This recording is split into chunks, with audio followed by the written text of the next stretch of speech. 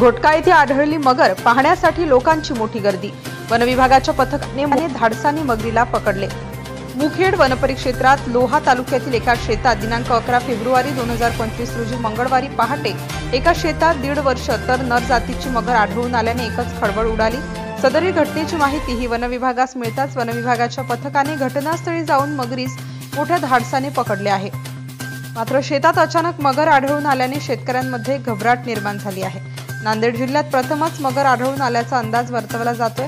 लोहा तालुक्यातील घोटका येथील शेतकरी शेषराव यादव कदम यांच्या शेतात मगर आढळल्याची माहिती सरपंच संग्राम सुरनर यांनी मंगळवारी पहाटे वनपाल शंकरराव धोंडगे, वनरक्षक अरुण राठोड, सर्पमित्र सिद्धार्थ कांबळे, नादान शेख यांना दिली। वनपरिक्षेत्र अधिकारी कर्मचारी सदरील घटनेच्या ठिकाणी धाव घेत मगरीला चिमट्याच्या सहाय्याने मोठ्या शर्थीने पकडले। त्यानंतर सकाळी 11 वाजता मुखेड येथील पशुवैद्यकीय दवाखान्यात आणण्यात आले। यावेळी डॉक्टर धनराज मुळकीकर यांनी प्राथमिक उपचार केले। सध्या ही मगर वनक्षेत्रपाल अधिकारी कार्यालयात ठेवण्यात आली आहे। मगर पकडून कार्यालयात ठेवल्याची वार्ता शाळकरी विद्यार्थ्यांना कळताच मुलांनी मगरीला पाहण्याकरिता तोबा गर्दी केली।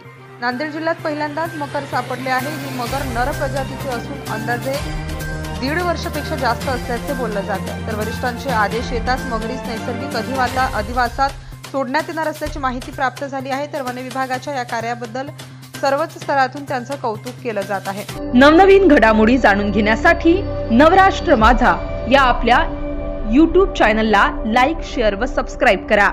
धन्यवाद।